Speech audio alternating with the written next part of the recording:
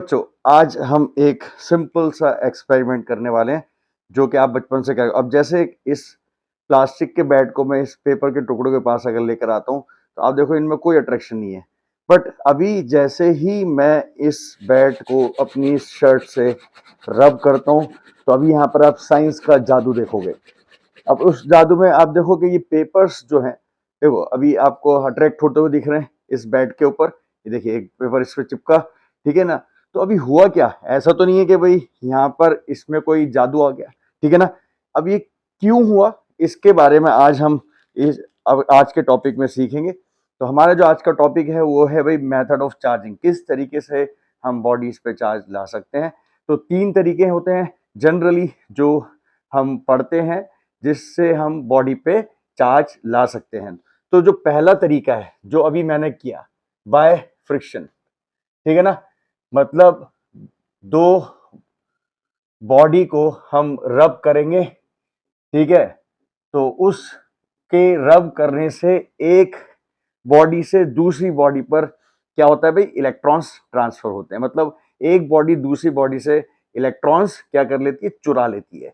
तो जो इलेक्ट्रॉन चुराती है उस पर इलेक्ट्रॉन ज्यादा हो गए, मतलब उस पर नेगेटिव चार्ज हो जाएगा।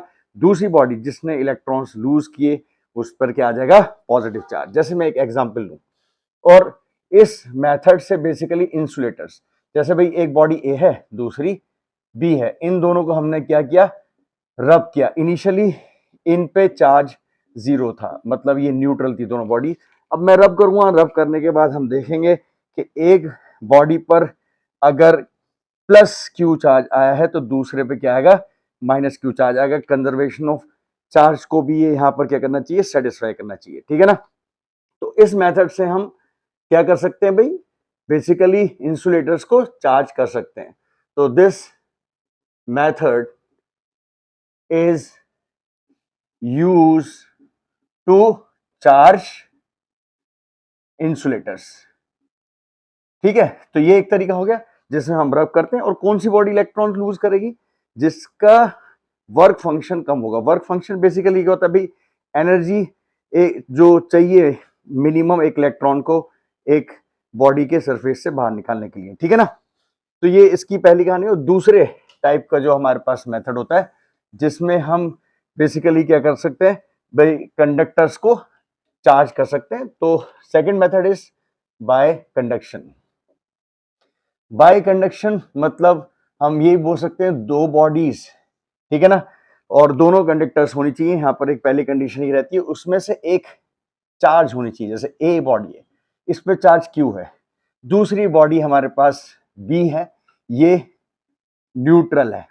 तो इनको अगर हम कांटेक्ट में लाएंगे या फिर एक वायर से कनेक्ट करेंगे तो क्या होगा भाई, एक बॉडी से दूसरी बॉडी पर इलेक्ट्रॉन्स का मूवमेंट होगा। अच्छा, हर केस में अगर आप देखोगे भाई जो चार्ज आएगा वो इलेक्ट्रॉन्स के मूवमेंट की वजह से आता है।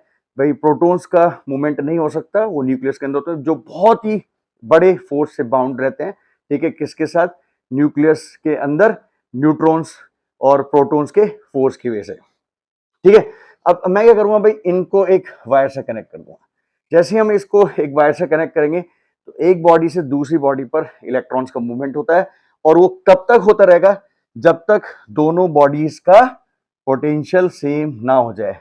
ये नहीं कि चार्ज सेम हो जाए, पोटेंशियल सेम होना चाहिए। ऐसा समझे कि कई बार बच्चों को एक मिसकंसेप्शन होता है कि भाई मूवमेंट तब रुकेगा जब चार्ज सेम होगा। नहीं, तब रुकेगा जब दोनों का पोटेंशियल सेम होगा। तो यहाँ ए बॉडी, ये बी बॉडी, मान लेते हैं इस पर Q1 चार्ज आएगा, इस पे Q2 चार्ज। तो फ्रॉम कंजर्वेशन ऑफ चार्ज आप देखोगे नेट चार्ज सिस्टम पे अभी भी हमें क्या मिलेगा, Q के बराबर मिलेगा, जो इनिशियल चार्ज था ए के ऊपर, ठीक है ना। अब हम इससे किसको चार्ज करते हैं, यूज टू चार्ज कंडक्टर्स, ठीक है। इससे हम कंडक्टर्स को चार्ज करते हैं, और चार्ज कब तक फ्लो करेगा, जब तक दोनों बॉडीज का पोटेंशियल सेम हो जाए। Charge will flow till the potential of both bodies is same, ठीक है जी। ये दूसरा मेथड हो गया। तीसरा मेथड और लास्ट आप समझ सकते हो एनसीईआरटी के हिसाब से, बाकी और मेथड भी होते हैं बट हम उसको डिस्कस नहीं करेंगे क्योंकि वो हमारे सिलेबस में नहीं है।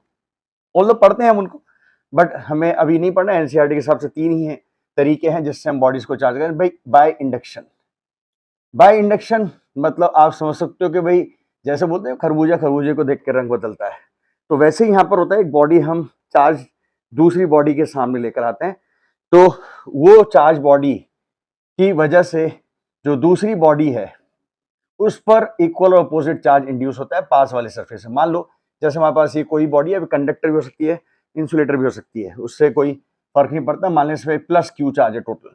अब इसके सामने मैंने एक यहाँ पर कंडक्टर रखा, क्या रखा, एक कंडक्टर रखा जो कि न्यूट्रल था, ठीक है जी।